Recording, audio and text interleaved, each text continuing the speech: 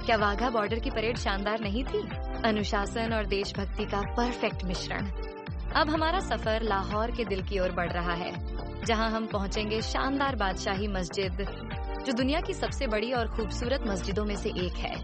यह मुगल साम्राज्य की भव्यता का प्रतीक है और पाकिस्तान की सांस्कृतिक धरोहर को जानने के लिए एक जरूरी जगह है।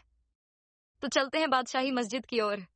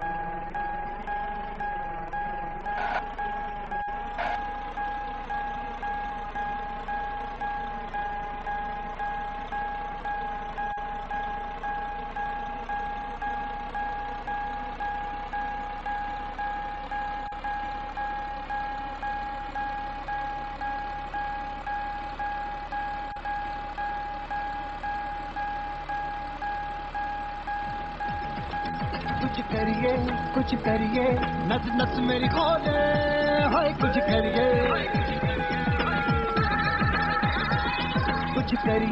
कुछ करिए बस बस बड़ा बोले, अब कुछ करिए। ओ कोई तो चल जिद खड़िए, तू बेतरिए या मरिए, हाय कोई तो चल जिद फड़िए, तू बेतरिए या मरिए। चक दे हो चक दे इंडिया, चक दे हो चक दे इंडिया, चक दे हो चक दे इंडिया, चक दे तू बेतरिए या मरिए। चक दे हो चक दे इंडिया, चक दे हो चक दे इंडिया, चक दे।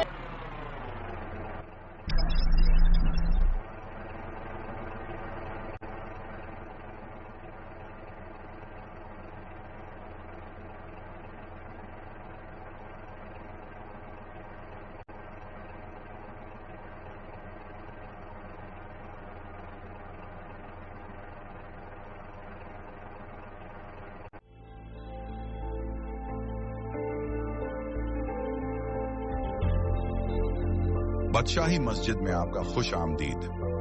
लाहौर की सरजमीन पर कदम रखने का शुक्रिया। ये शहर अपनी सकाफत, तारीख और मेहमान नवाजी के लिए मशहूर है।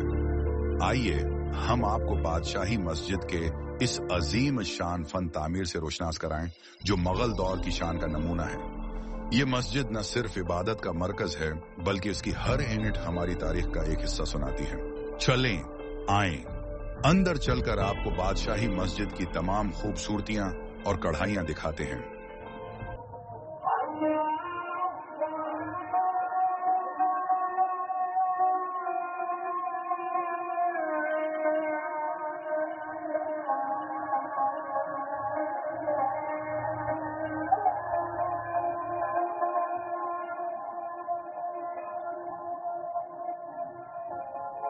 दोस्तों, अब हम पहुंचे हैं लाहौर की सबसे ऐतिहासिक और खूबसूरत जगहों में से एक, बादशाही मस्जिद। ये मस्जिद न केवल पाकिस्तान बल्कि पूरे इस्लामी इतिहास में अपनी खास जगह रखती है। इसकी भव्यता और ऐतिहासिक महत्व इसे दुनिया भर में मशहूर बनाते हैं। बादशाही मस्जिद का निर्माण मुगल सम्राट औरंगजेब ने 1671 में शुरू करवाया था और इसे केवल 2 साल में 1673 में पूरा कर लिया गया था।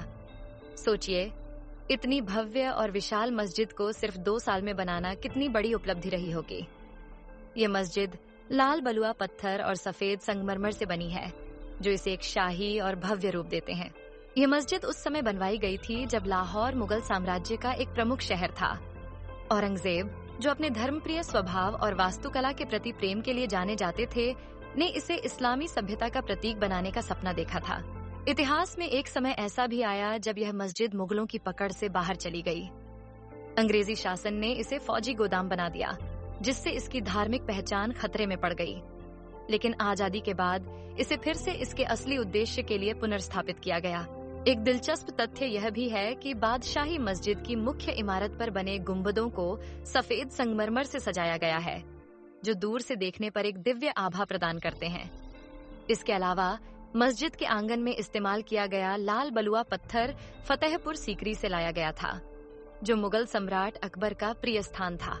इस मस्जिद के गुंबद, मीनारें और नक्काशीदार दरवाजे इतिहास के उन सुनहरे दिनों की झलक दिखाते हैं जब कला और आस्था का यह अनोखा संगम हुआ था।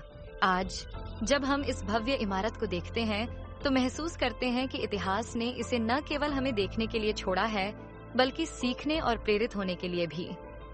बादशाही मस्जिद हमें यह याद दिलाती है कि हमारी विरासत कितनी अमूल्य है और इसे संजोना हमारी जिम्मेदारी है।